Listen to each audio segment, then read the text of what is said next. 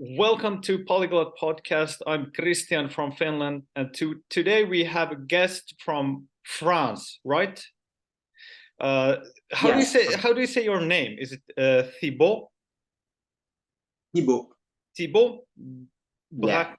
How do you say your family name? Name. Okay. Thibault Brackers de Hugo.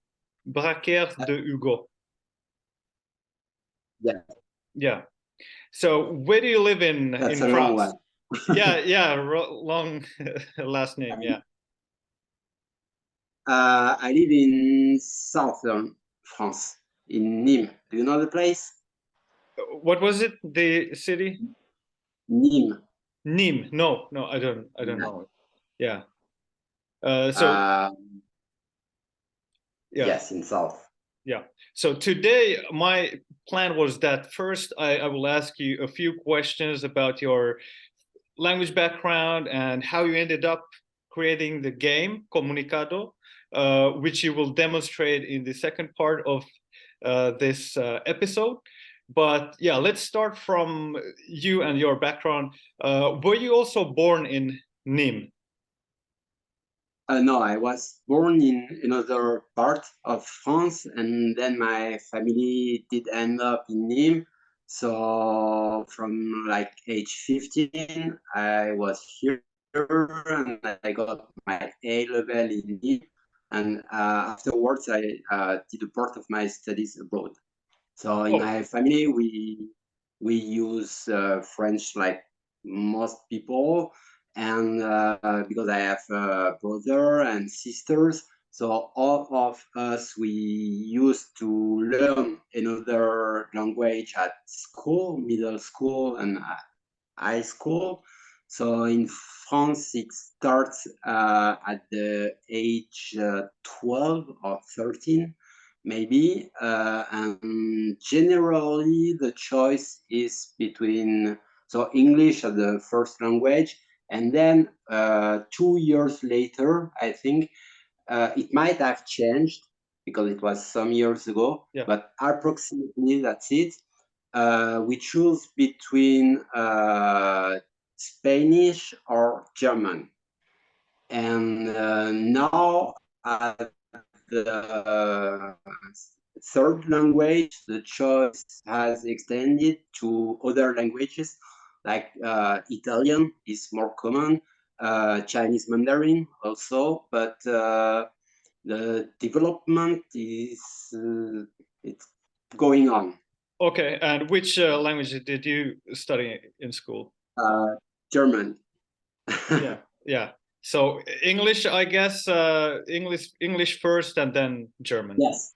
For most of us in France, we pick English first and then either Spanish or German at that time. Yeah. And the way you speak French, do you have a dialect? Because I know that in France there are some different dialects. There are some different variations when you speak your own dialects in French.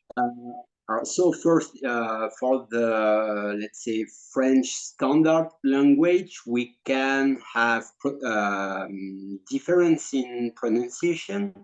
Like, for example, maybe my French pronunciation is not exactly the same as someone living in the north or in the west. That's just pronunciation. Besides that, in many areas, yeah, there are dialects, like in Corsica, maybe you heard the name, near Spain or in Brittany, for example, there still regional language, still some vivid. Yes, you can go to school even in France, even though the official language of the country is French. You can study local dialect. Yes, and you can have your whole curriculum in a regional dialect. But still, when you take an exam, that will be in French. So if you go to like a regional school and take most of your classes in another language, well, you will have sooner or later to catch up on French. Yeah. Did you speak standard French in your home with your parents and siblings, or did you use these regional dialects maybe? No, it's standard. Yeah, okay. Did you say already what was your hometown like, where you were born and before you were 15, like where you were born and lived for the first 15 years? Maybe you know the Loire Valley, a place with many royal castles near Angers. I don't know. So it's like 150 kilometers from Paris in the west. Yeah. Okay. Between Paris and Brittany. Oh, okay. Between Paris and Brittany, so northwest. Yes, northwest. Yeah. Okay. For instance, if it would have been maybe like 200 kilometers in the west, my grandma would speak a dialect, because in Brittany it's more vivid. So what my grandma, for example, what she used daily, it was standard French, like with local, let's say, slight differences, but it's French and it's considered as local French. Yeah. Okay. Actually, my older grandma, she could speak Farsi. Yeah. That's more exotic. Yeah. What did you study after high school? I mean, I want to know what did you do before creating the game? Did you study languages, or what's your background after high school? The background after high school is in political science and international relations. That's how I had this opportunity of a training period in China, and then started to be more and more interested in languages. But the background is not languages. So I, of course, at class, the major was like international law and economics and political science. Yeah. And so you have masters in political science. It's like a master, yeah. Yeah. How long did you live in China? Altogether, 15 years. Oh, 15 years. Yeah. Wow. Something like that. Yeah. Yeah, sorry. I know the connection is sometimes a bit bad, but yeah, continue.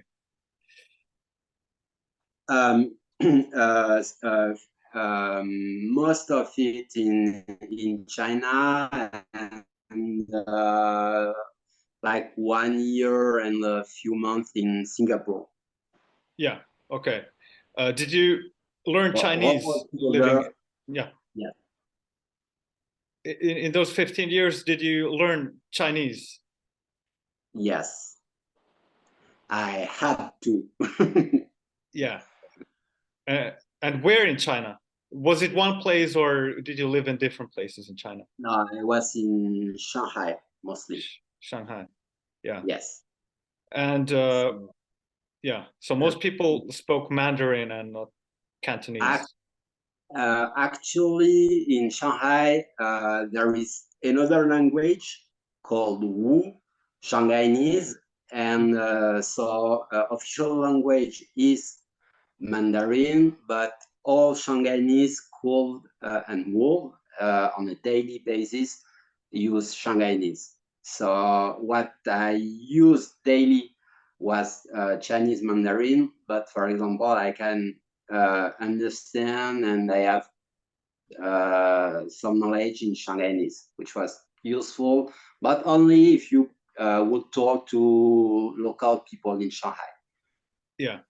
The language situation in China is not complex, but let's say very diverse. Like you could walk away, not walk, but you take a train for 50 kilometers, and you could change the language. Mm.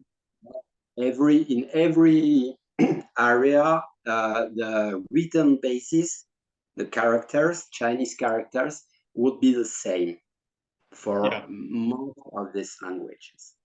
yeah. Where did you work there? Like, what kind of work did you do? Well, I had several. So at first, I was at the French consulate. Then I did French training. Then I opened the first company, and then I opened like a school to teach French and French culture. And we had classes to cooking classes and events. And at the beginning, only French. And then we extended to Spanish language and Greek culture. And it was very small class with a cool atmosphere. It was like about to learn about languages and culture, but without the feeling and the pressure to be at school with classmates and with maybe exams to take. And so it was that kind of place. Yeah, and it was mainly for children, like in elementary school.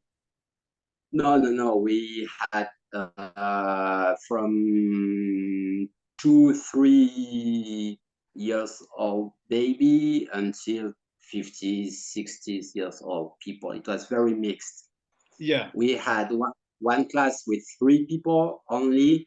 So if you were an adult, you would be in an adult class. And then in summer, we used to open more summer classes for teens, of course.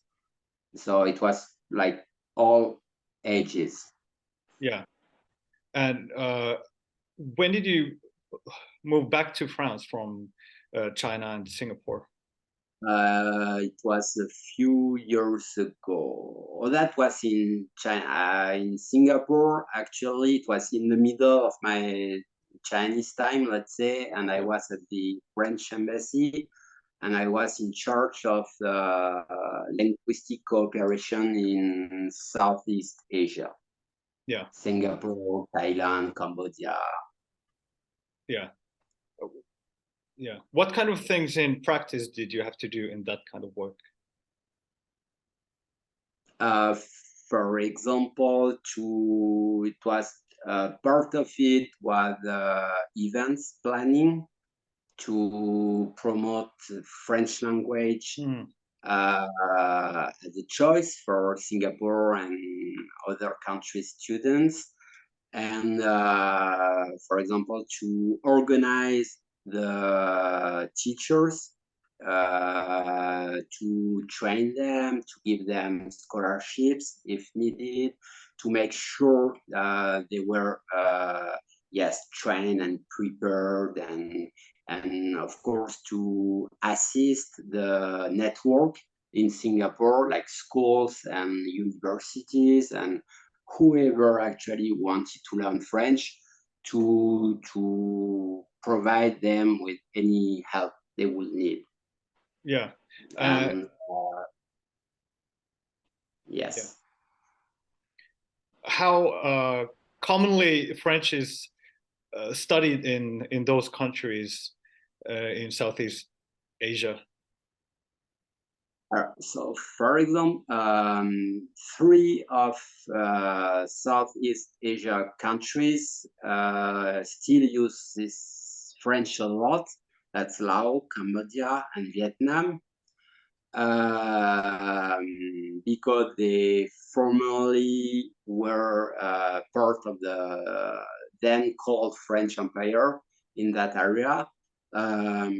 So in there, French is still popular Yeah, and used on a daily basis, but in the others, the first choice was mainly English, and French came up as a third or fourth language.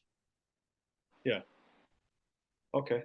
Was it during your time in China when you got ideas of creating the board game, or did you get the idea after moving back to France? It's after I came back. Actually, in China, I started to use games a lot in training and in teachers training, whatever, to like again to make it to make the teaching more playful, more interactive, and but the real beginning it was in France when I came back. So I opened like mini school, and for Mandarin classes, for example, I started with a few drawings, a few game cards, and it all started like that because I realized I saw kids and teens, so from 8 to 18, for example, they will have like a very blur idea of what is uh, around. Like we guess in that area we speak English, and around there it will be I don't know. Don't they speak French or English? No, they have no clue actually about what happened in other country, and languages to me like it's a door to opening to cultures and to understanding and then to respect.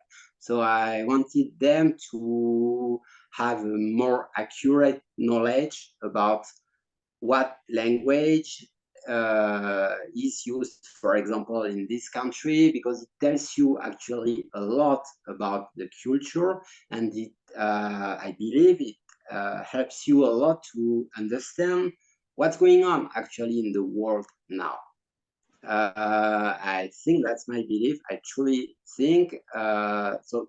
We always talk about, globalization, and we extend business and finance is international. Okay, great. That's cool. But beyond stats and numbers and the math, I mean, it's people you're dealing with, and people they have a culture, they have their own particularities, and languages is the key to understand.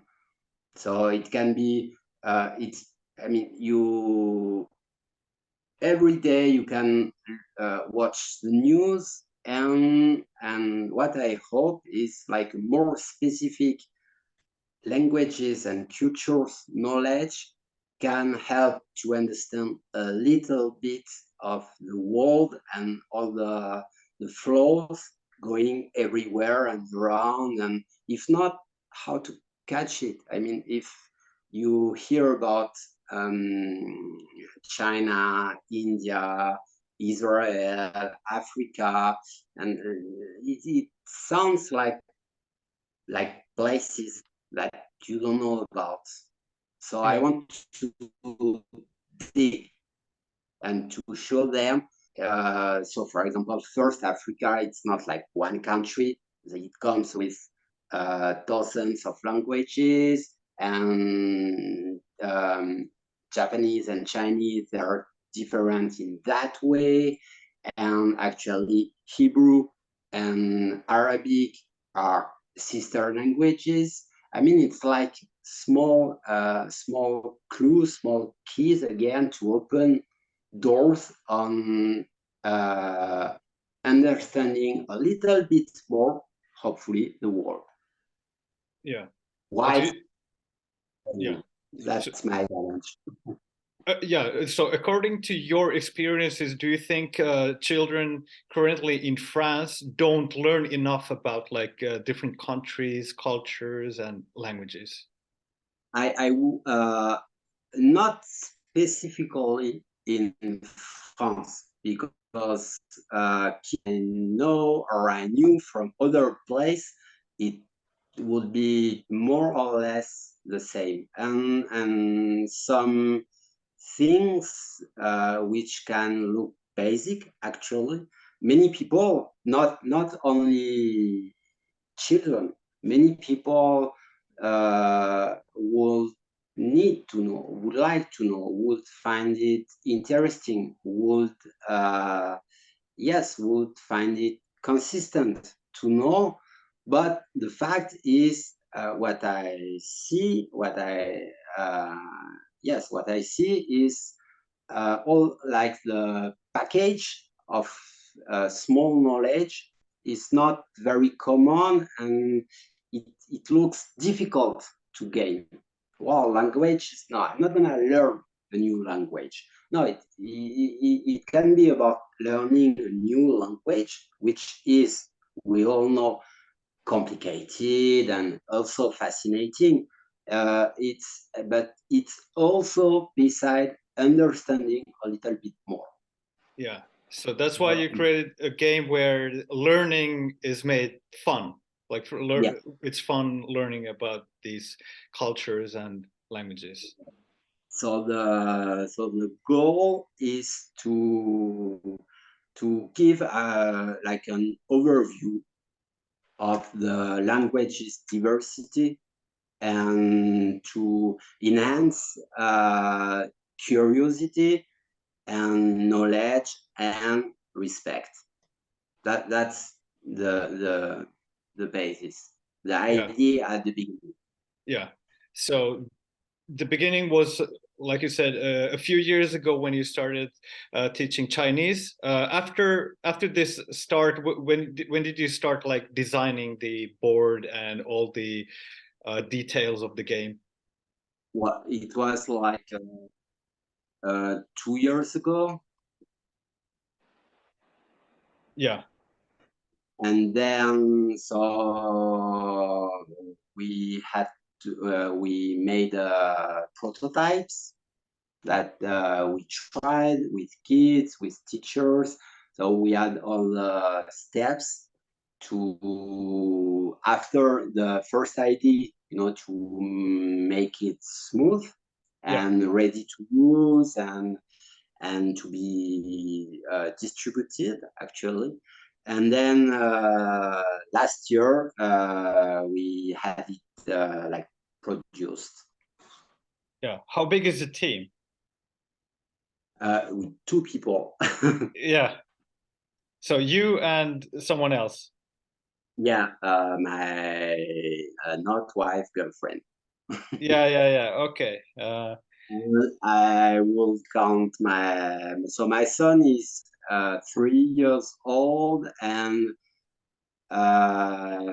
it was the beginning of the idea. Yeah. So at the first meetings we had, our son was here, and so it's funny. Soon he will be able to play. Yeah. So this game is the target audience children, or is it all ages? What's the Now, it's all ages.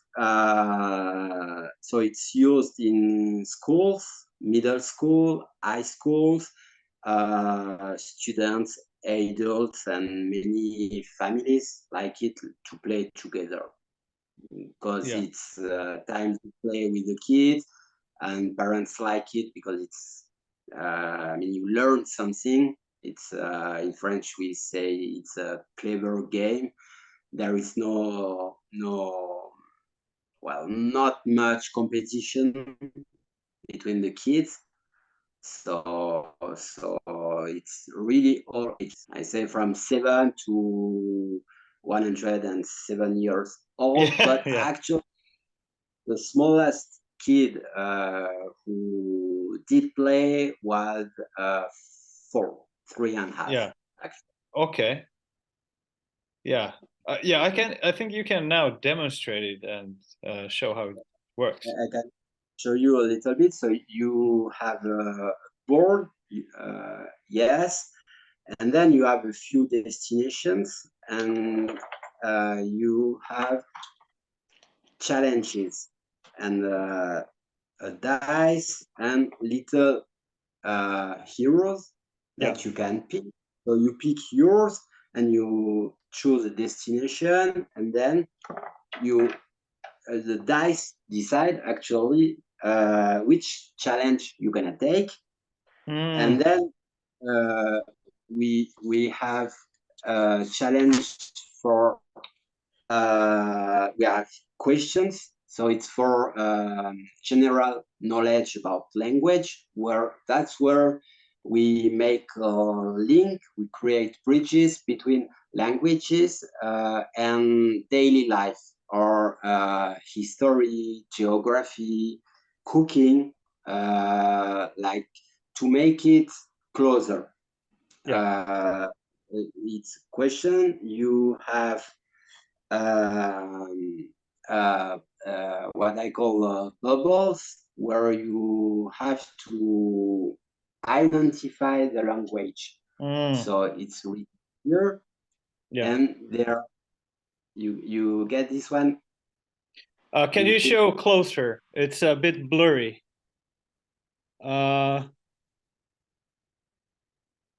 I cannot see because I think Zoom blurs text. But okay. Yeah. So you have many like that, and you have to just guess, because I know it's some of them, they are very exotic. I have Thai, Korean, Inuit, Amharic. So yes, it's exotic, and here it's to show you the diversity of the written form. And for example, if they belong to one language family, they are the same color. So without mentioning even the concept of a family of language, kids, they will themselves know and remember that language, and that language, they correspond to that area of the world, and they are close or not. So afterwards, they can find similarities or differences between languages. Then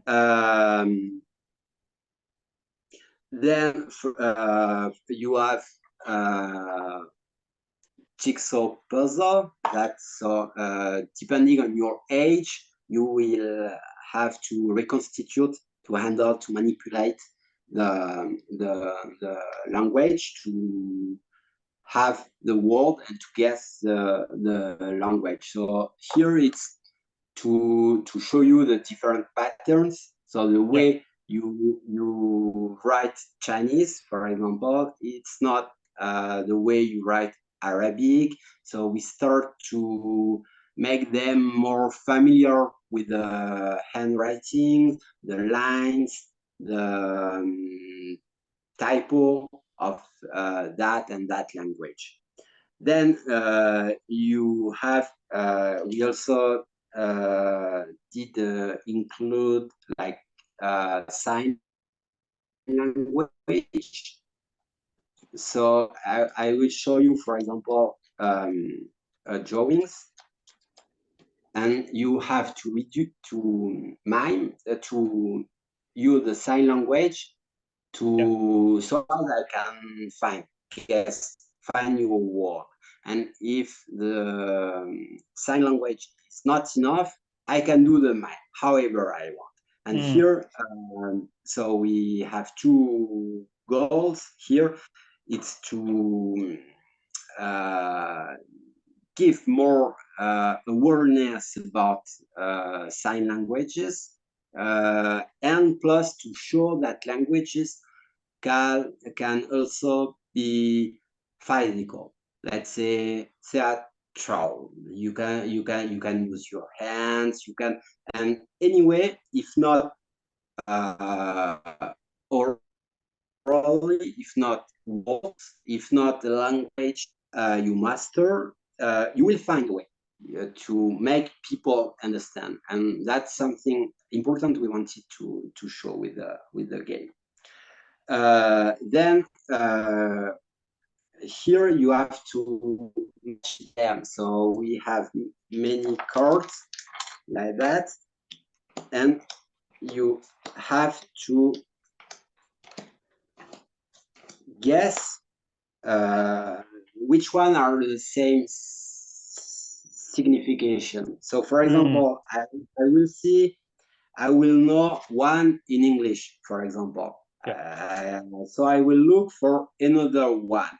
And here we could see like 6 years old kids, they will deduct. It's purely graphic deduction. Yeah. But they will guess that's a one. That's a one, even though they don't know the language. So the answer is here. So they will know it's like Maya language, Latin, Greek, Spanish, or Chinese, whatever actually. And it helps a lot their confidence also. Like they can try, that will be moon or water, and then they check immediately, they know it's right or not. And as it's very visual, they do not need to speak that and that language to find it's really like a game. It could be colors everywhere. It looks like drawing, and so they have the that's not that difficult. Yeah. So the first step, I mean, to show them it's not that difficult.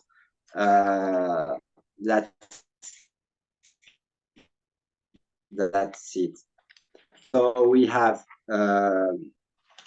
one water side in different language, and they have to put it together to gather a family. And then if you gather a family, as every time you success a challenge, you have like a little color monument, and then you have to bring them together. And so I keep going on my little trouble. And for example, I have to guess. So that's based on Chinese Mandarin. You have to guess. So you have to imagine, I guess. We have a tree and we have a mouse.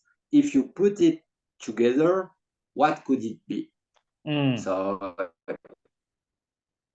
every kid we try an animal, like, and here it's a squirrel, and in Chinese that's how you say a squirrel.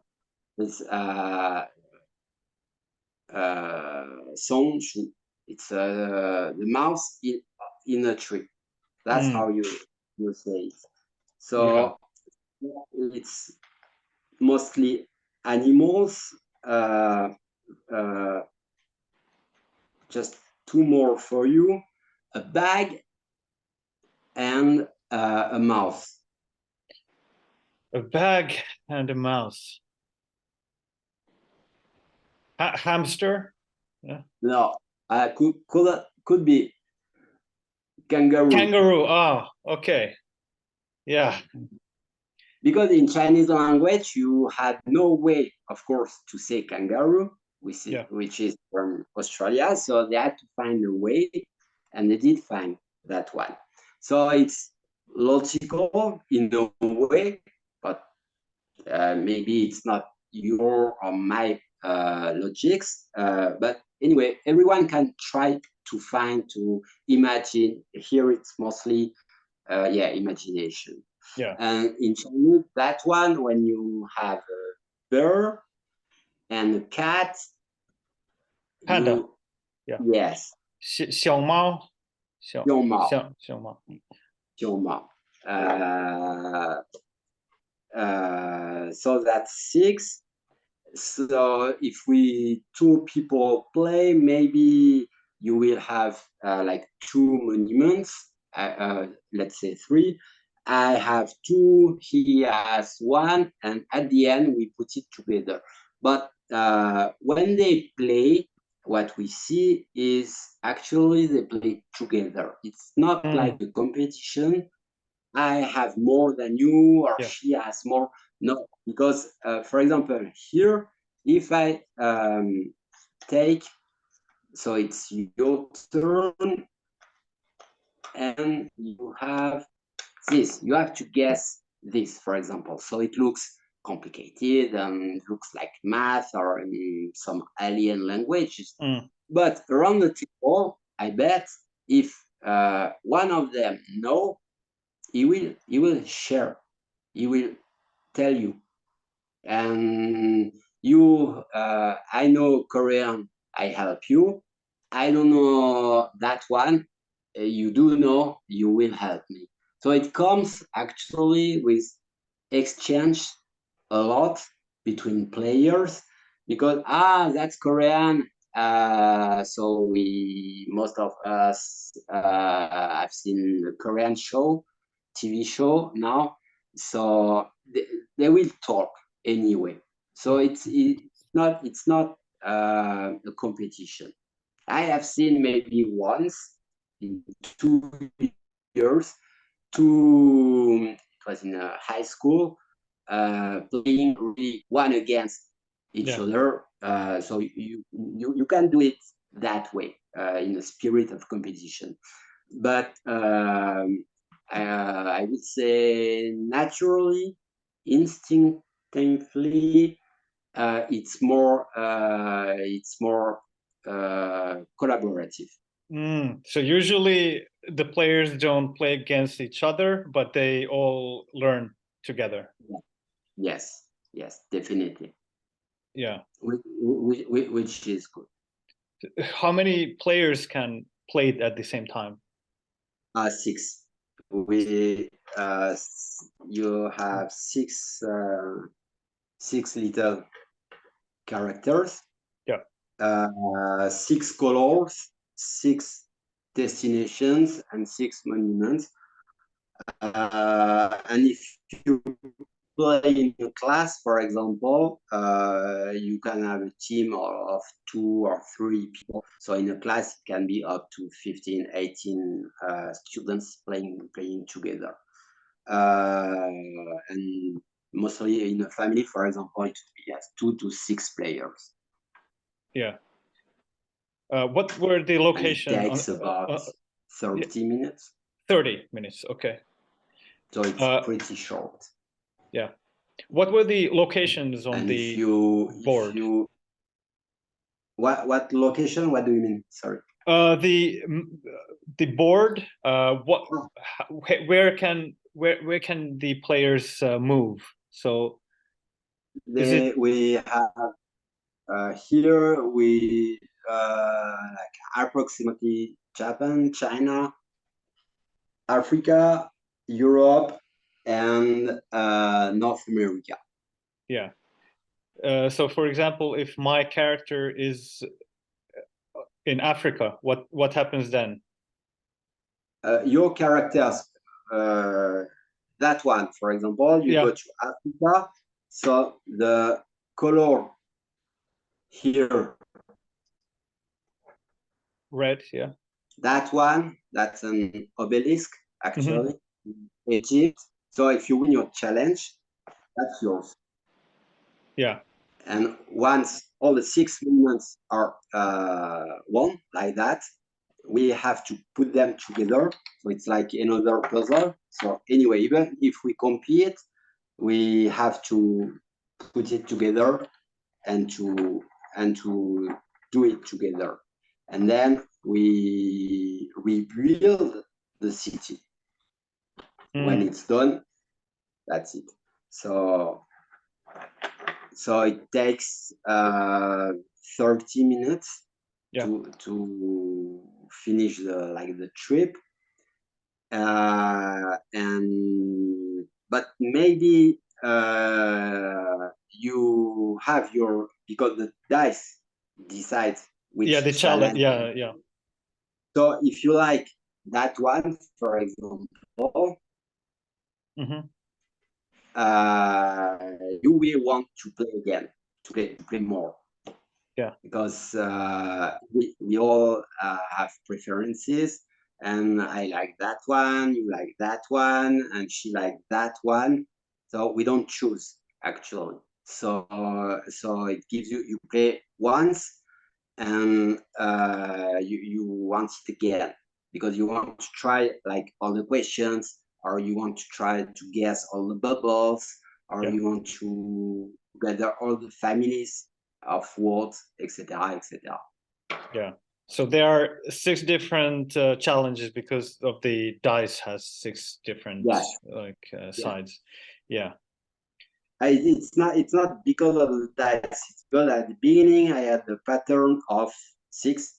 I don't know why. I don't remember. Yeah. 6 people playing 6 colors, 6 blah blah blah 6. So yes, it's Yeah. 6 faces dices, which is brilliant. Which challenges are your own favorites? Wow, hard to say. I like that one. Yeah. And Uh, what's that challenge called with the Chinese? Is it only Chinese characters in that challenge? So far, yes, but I'm already working on other languages. But that part is Chinese. Yeah. So we call it China Enigma. Okay. I like that one, and I like this card. I find them like I like the colors. I like the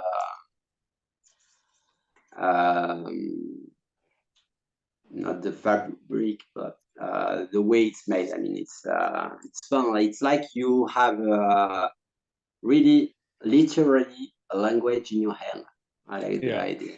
And those are about different writing systems. That one. Sorry. So that challenge is about different scripts, different writing systems. Yes. Yes, and you have answers behind. For example, here you have to guess Russian sign language, and it's all the same text in all the bubbles, so you can see how it looks in languages.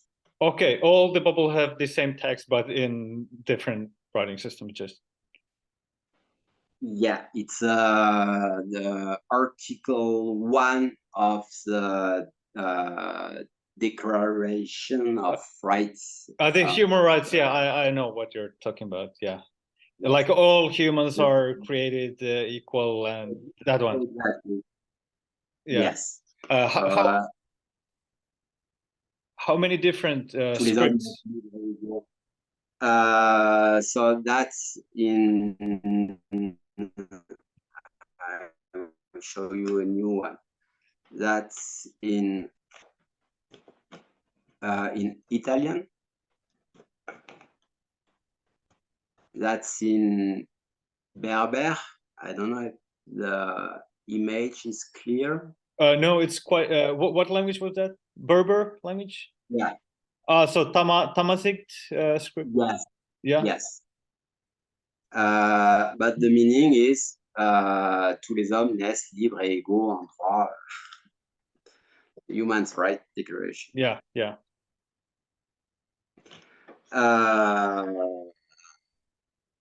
Well, and yeah, so you asked me about Chinese in that. We have a lot of idea to add more languages. Currently, where can people find this board game? Is it only available on France, or is it online so that can anyone buy it in any country? Anyone can find it online on the game website, and it's in different France bookstores, bookshops, libraries, and it's used in other countries like Switzerland, Spain, Denmark. but it's not yet distributed in other countries. Not yet. Yeah. Coming. Yeah. And then the next step is creating maybe more packs to the board game, like more besides the Chinese, and like expand it, or what's the next step? The next step will be in English version, because it's very visual, but for example, for the question, we need to adapt to other languages. And you know, the little guide telling you how to play, and I have to do that in English. So the first next step will be English version anywhere in the world. And then maybe like new version with new games inside, or we have more ideas than time, and Yeah. so there is so much to do. Like I will, so in the game we have some, minority endangered languages. I would like to work more in that field, to contribute to preserve more these languages, threatened languages. And we could do in Spanish, we could do version for little kids, like before 6, 3 to 6. So there are so many next steps. Yeah. And this first version is in French. Yes. Yeah. Okay. But you could. Yeah. You could. Yeah. I mean, I speak French. I could play it. Yeah. Yeah. You could play, and actually it's been played, for example, in the US in a school, and they do not speak French, but still you understand the pattern, and it's like intuitive. So you don't need, for a little kid, yes, you need dad or mom to explain and do that and to show, but otherwise it's pretty, intuitive. And the contents also, like all these cards, very quickly and naturally you understand what you have to do. And the answer, it's even not in French, like it's one in Maya language. There is no French. Okay.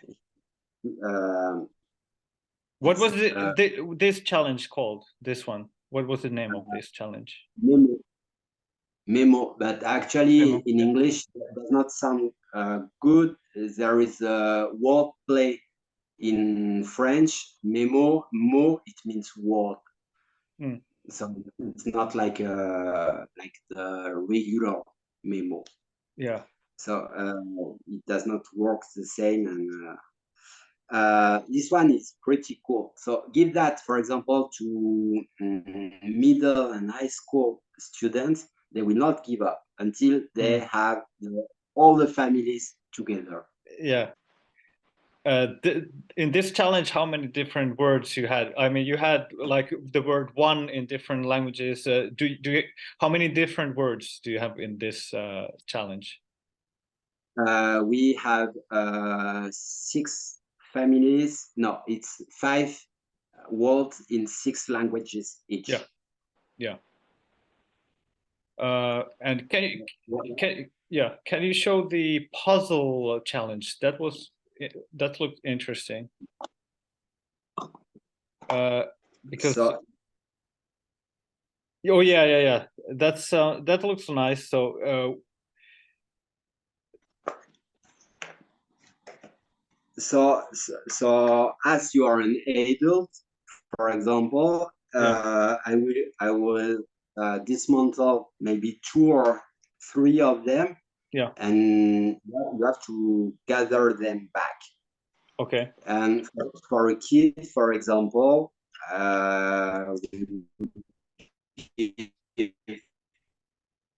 one, it's 6 pieces, and then the writing type of each language. So we have Mandarin, but you will get it like that. Yeah. But it's a jigsaw puzzle, so Okay. Now I didn't understand. It was a okay. and then you have to put it together. Oh, yeah. And so one would be for kids, little kids. For a teen, you bring put together messed up, you Oh, really mess up. all of them. Okay. Maybe 2 languages, and you would be an expert. I would give you 5 of them. Yeah. Yeah. But and afterwards, I know they will remember that one. For example, they will recall that's Hindi. Mm-hmm. Because they have handled it, manipulate it helps a lot. Yeah. That's why we some you have to think, some you guess, some you imagine, and some you just touch and try, and or you use your hands, and that's a way to acquire more knowledge and to remember it ideally. So, Yeah. for example, I'm pretty sure all the players who did this, they know that Mongolian is the only language vertically read. Mm. They will remember that kind of thing. Oh, Yeah. that's like fun facts sometimes. Yeah. Yeah. Thank you for the demonstration. The game looks really nice for all the language nerds out there. Yeah. Any question? I think Hope we can play together once soon. Yeah, definitely. If you're in northern Finland, or if we happen to be in France, I would love to try it together with you. Yeah. I think you will like it. Yeah. That would be Yeah. What about you? Do you have any last words about something that we didn't talk about yet? So sometimes people, I hear, hey, you forgot my language. Well, it's not that I forgot one or the other, but any suggestion, something interesting in your language, you can find contacts online. Of course, feel free to share.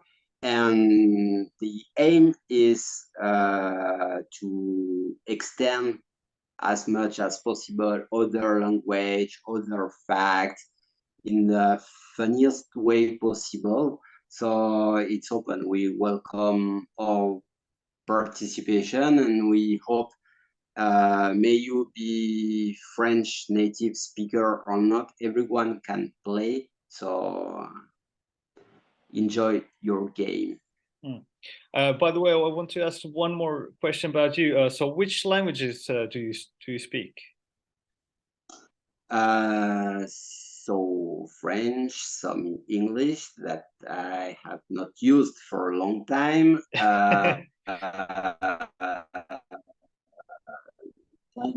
Mandarin and a good part of Shanghainese would be my fourth.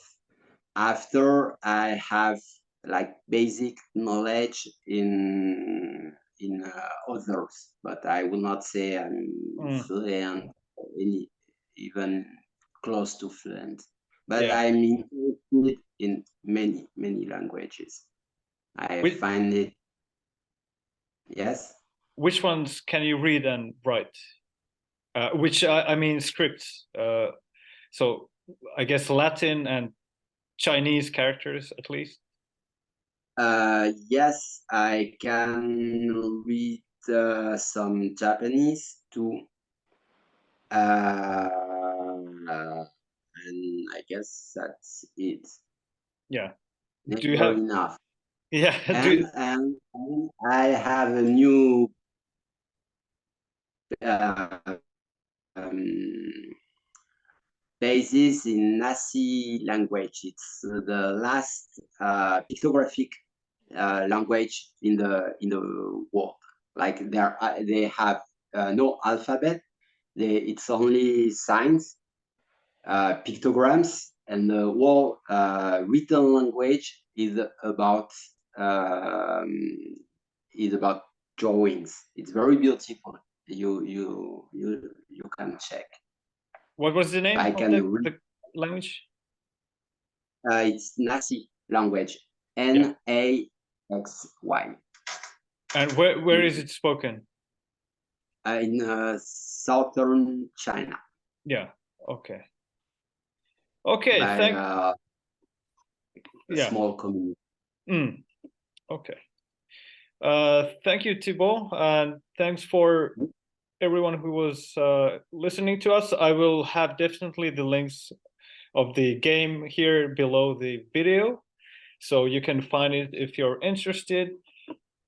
Yes, thanks for everyone, and we will see you in the next episode again. Bye.